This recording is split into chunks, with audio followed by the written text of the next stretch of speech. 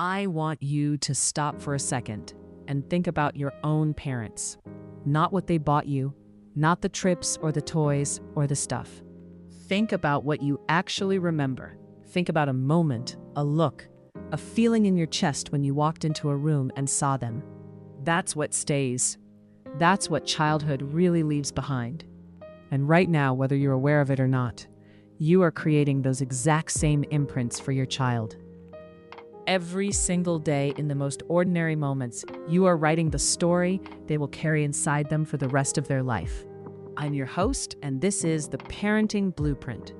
Today, we're talking about 7 things your child will remember about you forever. And I promise you, none of them are the ones most parents spend the most energy on. If that sounds like something worth the next few minutes, stay with me. Let's start with something so simple, it's easy to miss. When your child walks into the room, does your face light up? Not does it check them, not does it scan them for problems or homework or muddy shoes. Does it actually light up? The psychologist Toni Morrison asked that question once, and I've never forgotten it, because most of us have never been asked it before.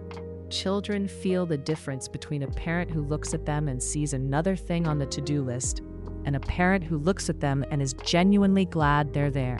That look, repeated over thousands of ordinary moments across a childhood, becomes the mirror through which your child sees themselves. It becomes the answer to the question they are always asking without words, which is, am I someone worth loving? You don't need to perform this. You don't need to be relentlessly cheerful when you're exhausted. But being intentional about it matters more than almost anything else. When they walk in, put the phone down, look up. Let them see that their presence does something to you. That small, quiet act is doing more work than most parents realize. Now let's talk about something that most parents dread, because none of us are proud of how we handle it. Mistakes. Your child is going to make them constantly. That's childhood. That's actually the whole point of childhood. The variable isn't whether they mess up. The variable is what they experience from you in that moment right after. When your child breaks something, lies, fails, or makes a choice they shouldn't have made, 2 very different things can happen. You can react or you can respond. And your child is absorbing whichever one you do, filing it away, building something from it. If the pattern they experience is mostly yelling, shame, and punishment, that pattern becomes their inner judge. It follows them into adulthood as the voice that says you should have known better. You're not good enough. Of course you failed. That voice was built in your kitchen, in your car on the way home from school, in those moments after things went wrong. But when you stay curious instead of reactive, when you sit down with them and say, let's talk about what happened and what we can do differently, something else gets built entirely. Your child learns that mistakes don't make them bad. They learn that the people who love them are safe to be honest with. And they grow an inner voice that guides instead of punishes. You will lose it sometimes. Every parent does. But the repair matters just as much as getting it right. Going back and saying, I shouldn't have spoken to you that way, that teaches your child something just as valuable. That love is strong enough to hold honesty, and that people can mess up and still come back. Here's one that doesn't get nearly enough attention. The words you repeated most often. Language in childhood is not just communication. In a developing brain, language is architecture. The phrases your child hears on a loop from you become the structure of how they think about themselves. I believe in you. I'm proud of you. I love you. You can figure this out. Those words, repeated across years, become the voice inside their head when they're facing something hard as an adult. They become the floor under their feet when everything else feels unsteady. And the words that get said on autopilot without thought because you're stressed or rushing or just repeating what was said to you, those become architecture too.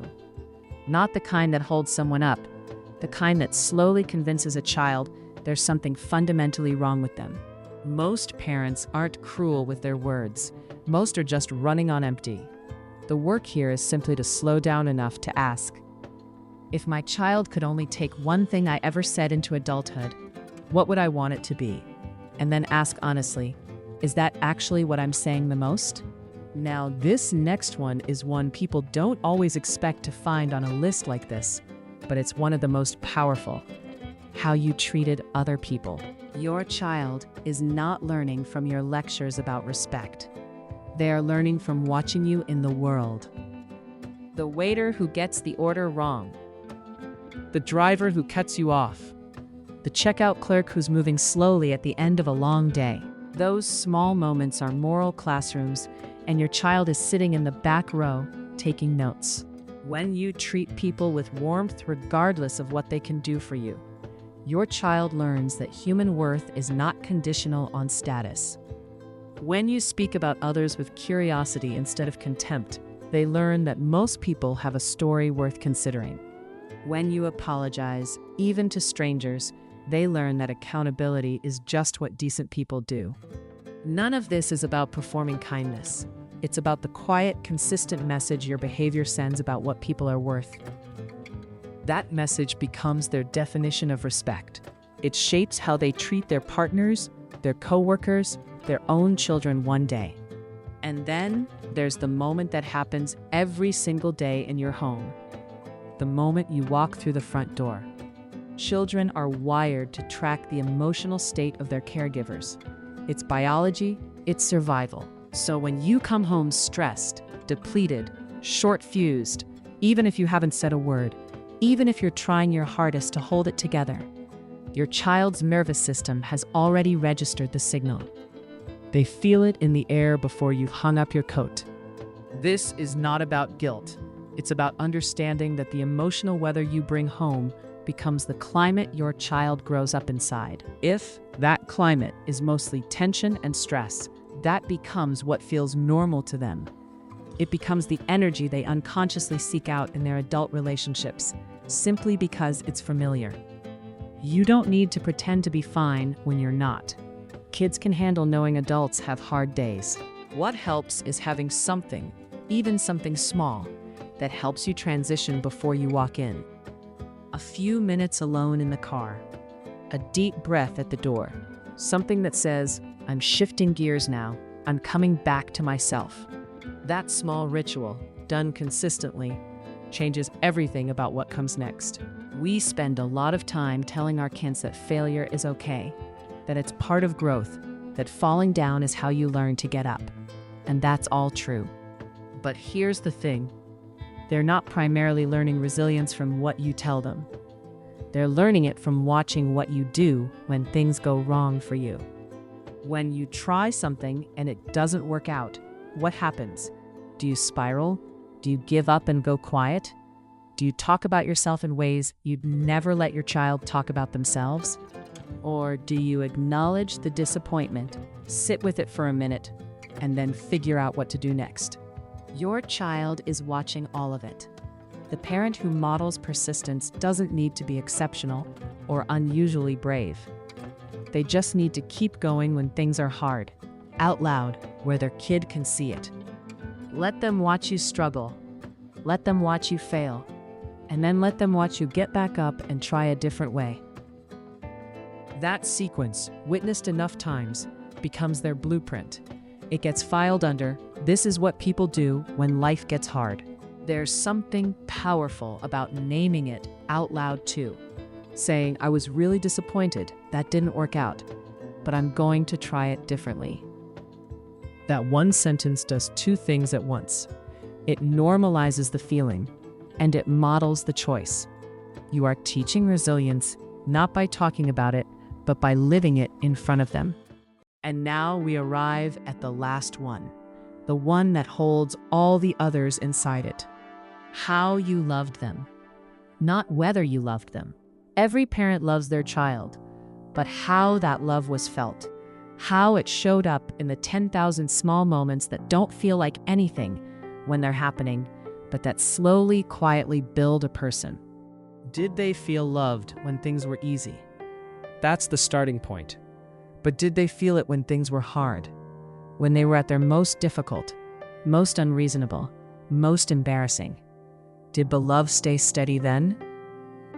Because unconditional love is not a declaration you make once. It's a practice. It's what you choose on the hard Tuesday when nobody feels like it, and everyone is tired, and the love has to come from somewhere deeper than mood. Your child's sense of worth, their ability to believe they deserve good things, their capacity to let people close to them as an adult, all of it is being shaped right now by how they experience your love. Not as something they earn, as something that is simply there. Your child will not remember the toys. They won't remember the gadgets, the vacations, the birthday parties you stressed over. Those things fade. What stays is the feeling of being seen, of being heard, of walking into a room and knowing before a single word is spoken that they are loved. That feeling is the inheritance, and it costs nothing except presence. If this landed for you, the best thing you can do right now is share it with one parent who needs to hear it. Leave a comment below and tell me which of these 7 hit you the hardest. I read every single one, and I genuinely want to know. And if you're not subscribed yet, now is the moment. Hit that button. We put out new content every week on raising emotionally healthy, resilient kids, and I want you to be part of this community. I'll see you in the next one.